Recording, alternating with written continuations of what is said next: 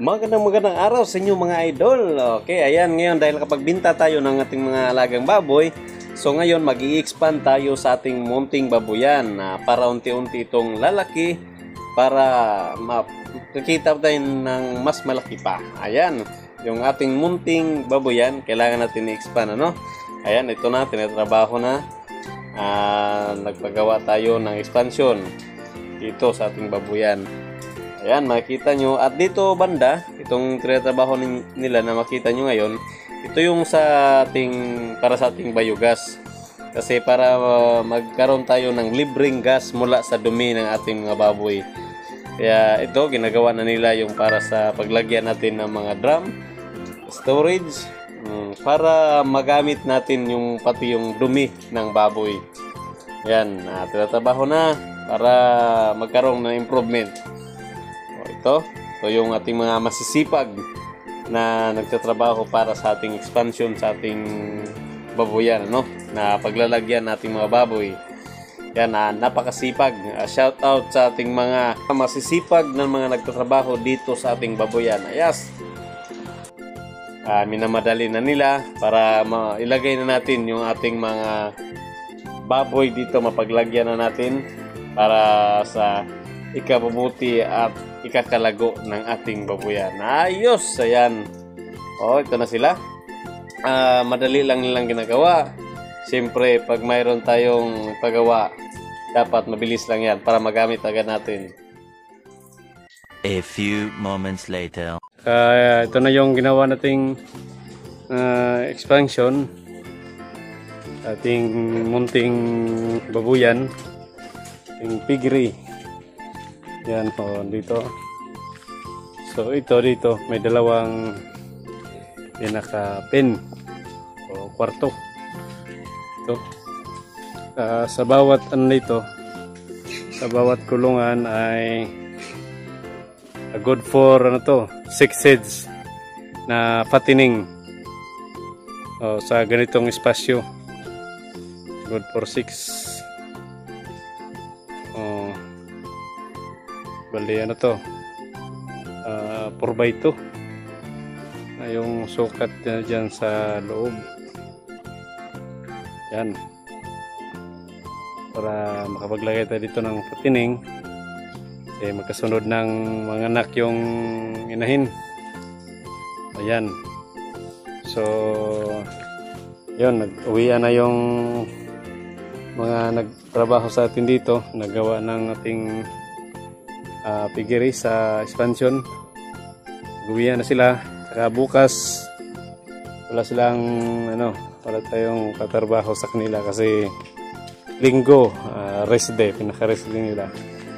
Sa Lunes na naman continue itong paggawa. Ito yung pinaano ko mga idol, itong ating biogas para magamit na natin. Maglagay na tayo ng drum. Yun yung ating fixed dome biogas. Malakas na yung apoy niyan. So lang, wala pa tayong mapaglalagyan na storage. So dito natin ilalagay. Tingnan natin kung anong magagawa. Kung ayos ba o sobrang ayos. Yan. Fixed dome biogas natin. Ito yung inlet, yung mga tae ng baboy dito dumadaan. Diyan pumapasok sa loob yung mga dumi ng baboy. Sa dito na parang dito yung na-digest o na-decompose yung mga dumi ng ating baboy. Tapos yung mapoproduce niya na na decomposition, naglalabas siya ng methane gas, yung biogas. Tapos umaangat yan sa taas, tapos lumalabas, yan yung magiging biogas. Tapos dito pag mapuno na, yung sobra o yung na-decompose na, lalabas yan dito sa pinaka natin, overflow. Yan. wala nang amoy yung lalabas dyan. Parang ano na siya, na-decompose na. Na-digest na, ganyan. So, wala na siyang magiging amoy. Kaya, walang amoy yung ating baboyan. Tapos, mapapakinabangan pa natin yung dumi ng baboy sa pagluluto, ano. Yan lang muna, mga idol. 3 days later.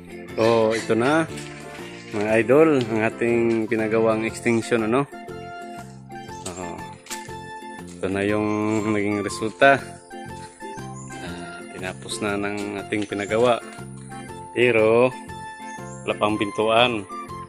Kasi ako na yung babanat dyan sa pintuan. Meron tayong welding machine. Ako na yung gagawa ng pintuan, no? Mga idol, para ayos makatipid at saka tayo mismo yung gagawa na sure tayo sa quality. Yan. So, ito na. Ito yung loob. Yan. Good for 6 heads na patining. Saka dito din sa kabila. Pinahati natin. So, yung kulang lang dito, yung gagawin ko ay pintuan. Tsaka yung kanilang pakainan, maglalagay tayo dito. Tsaka yung painuman nila, maglalagay tayo ng mga water drinker doon. At saka ganun din dito sa kabila. So, ito na yung update sa ating pinagawang extinction, ano, para malipat na din natin ito ating mga biik dito. Yan. So, yan. Gagawin ko pa ngayon yung pintuan. Yan.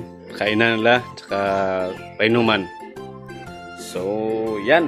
Ayos.